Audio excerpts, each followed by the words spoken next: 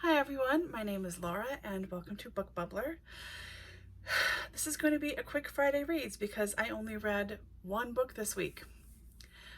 It's not that I'm in a slump, I'm not. I just can't make myself read. I have been watching more movies and stuff. And yeah, I don't know. So before I review the one book I read, I want to tell you yesterday I went through my shelves in the corner over here. I have two bookshelves. One is Austen and Bronte, and the other is sort of my collections series, like travel literature, books about books, slightly foxed editions, etc.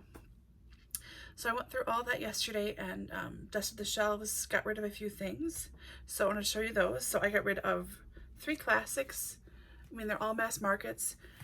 They're all like new because I don't think I have read any of these editions. But I have so many editions of them, I don't need them.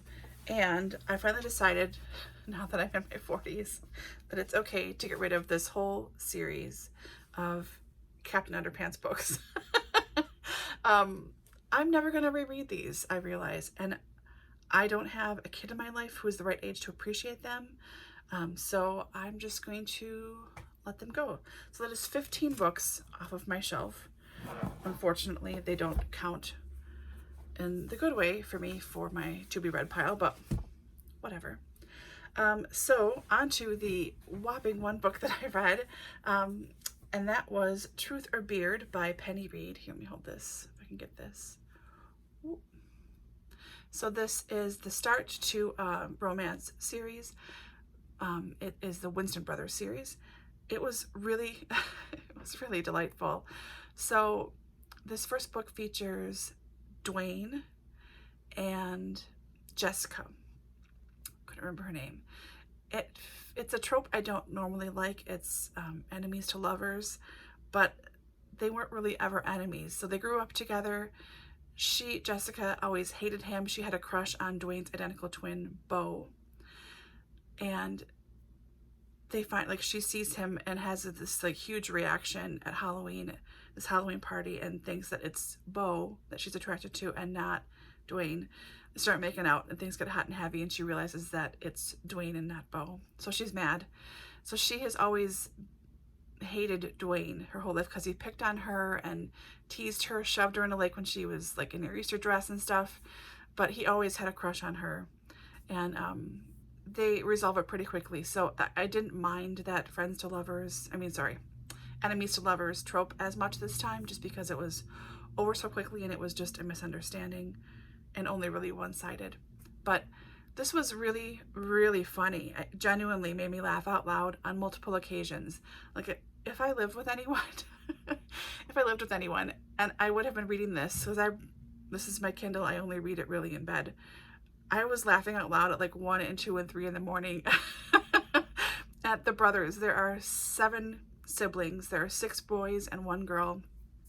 So each book features one of the boys, and then of course how they meet their mate. I'm assuming that's how they're all going to go, but realistic characters, down to earth, a little bit of swearing, a little bit of mention of some anatomy. It does get a little spicy, but it's not erotica by a long shot. Like, yeah, if this is interesting to you at all, which I don't think it will be for most people, but if it is, I recommend you go check it out. This was so much fun. I like 4.5 stars, honestly. This totally made my week. Even though this was the only thing I read, this was so fantastic. So I am working on the second one right now, which is called Grin and Beard It. They're all beard puns, and they all have this like cross-stitchy kind of looking cover, which I really enjoy. And I like the brother. So the brother in the second one is Jethro, with Sienna, his love, whatever, I don't know. I don't like Sienna, spoiler alert, but I like Jethro. I was talking with my friend Danny at Smiley Speaks, hey girl, because we were reading this series together, because I jumped on the bandwagon after hearing her talk about how much she liked this first book.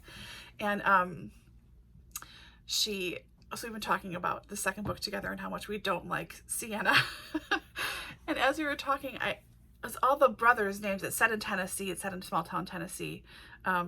They all have very southern names. Cletus, Dwayne, Bo, Billy, Jethro, who am I forgetting? Roscoe, and their sister's name is Ashley. So, so I feel like I'm talking about hee-haw when I'm talking about the guys in this book, but it was really, really wonderful. So that is it. I am still working on Way of Kings. Barely. I have barely budged. I am nowhere near the marker we should be at for the live show that aired. It will be by this time Thursday night. I totally failed the Golden Girls Readathon. Rachel, I'm so sorry.